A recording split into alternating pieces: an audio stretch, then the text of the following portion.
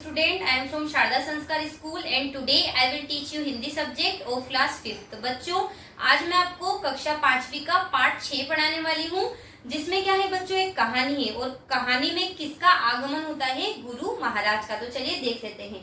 बचपन में मेरा एक मित्र था, उसका नाम था लल्लू। लल्लू के पिता बहुत ही धनी थे बच्चों। कई साल हुए पुराने गढ़ तुड़वाकर 3 मंजिली इमारत बनवाई थी। तभी से लल्लू की माँ की बड़ी इच्छा थी कि वह अपने गुरु महाराज को उसमें लाकर उनके चरणों की रज से उन्हें पवित्र कर दे। कुछ दिन बाद गुरु महाराज आ गए बच्चों, लेकिन कैसा खराब दिन था। आकाश में काले बादलों की घटा छाई, आंधी और पानी थमने का नाम ही नहीं ले रहा था। तो बातचीत में रात हो गई। रात के थके हुए गुरुदेव खा पीकर पलंग पर जाकर लेट गए। बढ़िया पलंग और गुलगुले बिछोने पर लेकर प्रसन्नचित गुरुजी ने मन ही मन लल्लू की माँ नंदरानी को अनेक आशीर्वाद दिए। लेकिन आधी रात में अकस्मात उनकी नींद उचट गई। छत से पानी टपक रहा था, उनकी तोंद तर हो गई। ओह, पानी कितना ठंडा है। हड़बड़ाकर वे पलंग से उठ खड़े हुए तो निवाड़ का पलंग भारी नहीं था। मसहरी समेत गुरुजी ने उसे दूसरे कोने में खींच ले गए और फिर चुपके से लेट गए। लेकिन 1 मिनट भी नहीं बीतने पाया कि फिर वैसे ही 2-4 बूंद ठंडा पानी टप टप पेट पर टपका। गुरु महाराज फिर उठ बैठे, फिर पलंग को खींचकर दूसरे किनारे पर ले गए। फिर लेटे पर पेट के ऊपर पानी का टपकना जारी रहा। इस बार पलंग को खींचकर चौथे कोने में ले गए, लेकिन वहां भी वही हालत थी। डरते हुए गुरु महाराज बरामदे में आए।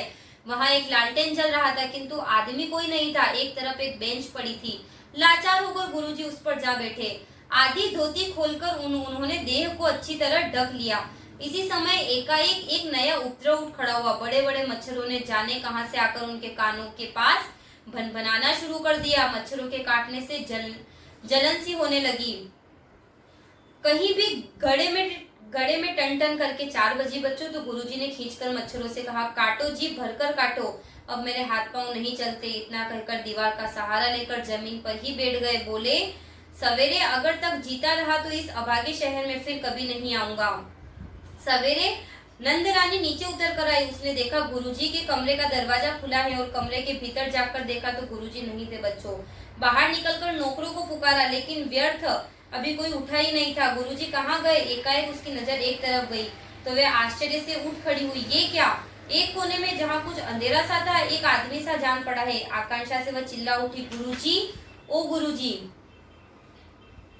गुरुजी महाराज उठ खड़े हुए और बोले, रात भर कितना कष्ट मिला, क्या बताऊं बेटी। गुरु महाराज ने कुछ रुआसे से होकर कहा, नया मकान तो तुमने जरूर बनवाया बेटी, लेकिन उसकी छत पर सब जगह से चलनी हो रही है। रात भर जो पानी बरसा वो बाहर नहीं गया, सारा मेरी देह के ऊपर ही गिरता रहा।